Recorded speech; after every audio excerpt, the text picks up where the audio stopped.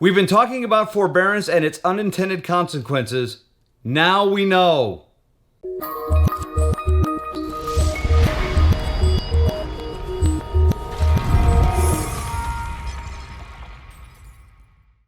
So I'm here with Tara Krieg of the TK team at AmeriFirst Financial, and our ongoing conversation about forbearance. We're continuing it now. And is it bad news, Tara?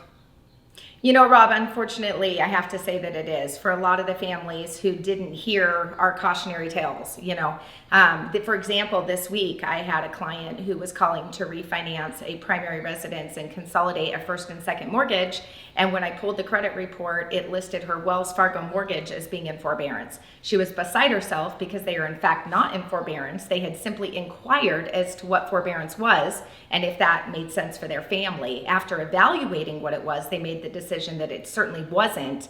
And unfortunately, the credit report is already labeled them that way, making them so they're not eligible. So now they're having to battle, in this case with Wells Fargo, to get that forbearance verbiage removed. But essentially what's happened, Rob, is they've come out and told lenders that if a borrower has participated in a forbearance, they're really not eligible for new financing for 12 months after completion. And so for individuals who are even in forbearance and still making the payments, that forbearance labeling, whether they made the payments or not, is going to restrict their ability to obtain new financing. And this is all just because they made an inquiry.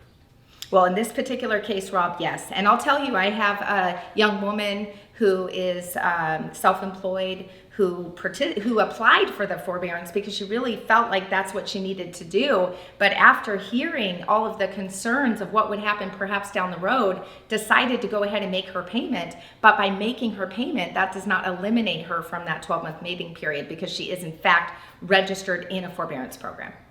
Wow. Yeah. Yeah. So again, we've been saying this all along. If you can pay your mortgage, pay your mortgage.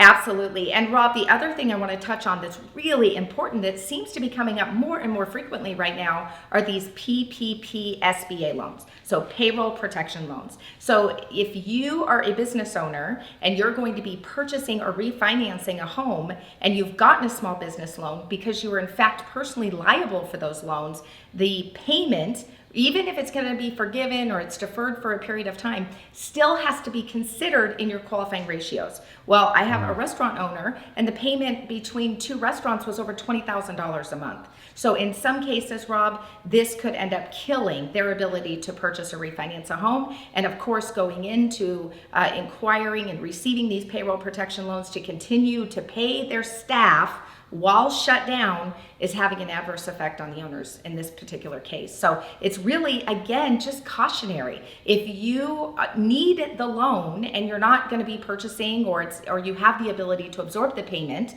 and still be able to qualify, it may be fine. But the point that we want to get across to you today is you want to know that information beforehand. You don't want to find out when it's preventing you from being able to do what you and your family need to do. Absolutely. And of course, if you have any questions, you can give myself or Tara a call, and we're more than happy to help you. Absolutely, Rob. We want to be a resource to you guys, and we hope you guys are doing well. Yeah. All right, everybody. Stay safe and be well. Thanks, Tara.